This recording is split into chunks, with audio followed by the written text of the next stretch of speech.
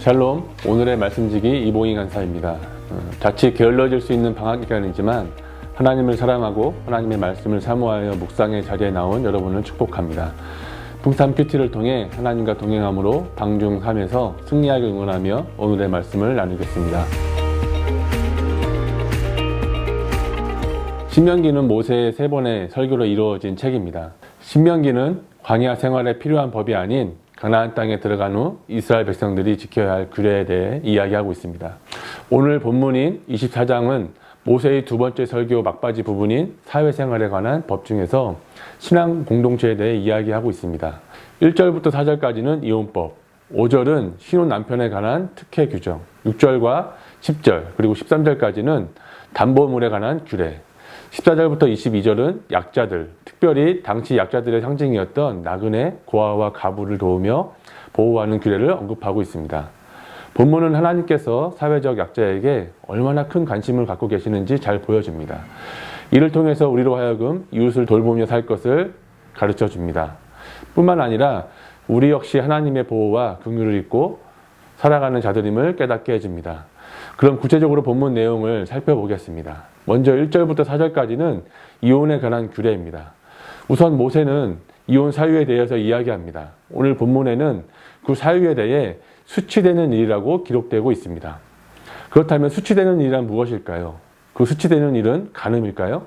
신명기 22장 22절에 보면 이러한 경우에는 죽임을 당하기 때문에 여기서 수치되는 일은 간음이 아닙니다. 고대 군동문서에 보면 이혼 사유를 구체적으로 소개하고 있습니다.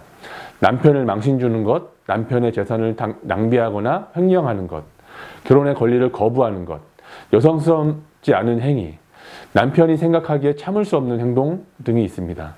내용을 보면 결론은 남편은 어떤 핑계를 대서라도 이혼할 수 있다는 것입니다. 그래서 당시의 사회적 약자인 여성을 보호하기 위해서 이혼 증서를 쓰는 것입니다. 이혼 증서를 통해 재혼할 수 있는 권리와 자유를 주기 위한 목적입니다. 또한 4절에 보면 재혼하고 또다시 이혼하거나 2번째 남편과 사별한 경우에는 처음에 남편과 재혼을 할 수 없다고 이야기하고 있습니다. 왜 이렇게 했을까요? 이혼을 쉽게 하지 못하게 하기 위해서입니다. 이혼을 하기 전에 신중에 신중을 기하고 결정해야 한다는 것입니다. 오늘 말씀을 보면 하나님이 이혼을 허락하셨다고 생각할 수도 있습니다. 하지만 하나님께서 이 법을 제정하신 것은 하나님께서 창세기에서 친히 만드신 결혼제도를 타락한 인간이 변질시켰기 때문에 사람들을 보호하기 위해서 제정한 것임을 알아야 합니다. 또한 오늘 본문에서 우리는 약자에 대한 가르침을 볼 수 있습니다. 어느 사회에서든지 기득권을 가진 사람들의 뒤에는 사회의 구조적 모순 때문에 어렵고 힘들게 살아가는 가난한 사람들이 있습니다. 따라서 우리가 가난하고 어려운 사람들을 돕는 것은 단순히 개인의 일이 아니라 사회의 공동체 차원에서 해야 할 일이라는 것입니다. 14절부터 20절에 나와 있는 말씀을 보면 나그네와 고아와 가부는 당시 사회적으로 내세우거나 의지할 만한 것도 없고 또 자기 권리마저 주장할 힘이 없는 약자들입니다.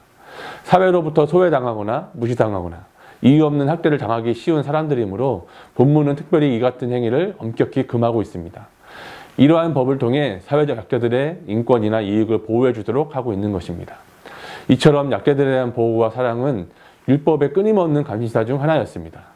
따라서 율법은 이들을 보호하도록 가르치며 하나님의 사랑과 자비를 통해 우리도 다른 사람들에게 사랑과 자비를 베풀 것을 요구하시는 것입니다. 오늘 하루 우리 사회에서 혹은 주변에서 사회적 약자를 돌아보고 도와주며 함께 기도하는 하루가 되기를 소망합니다. 샬롬.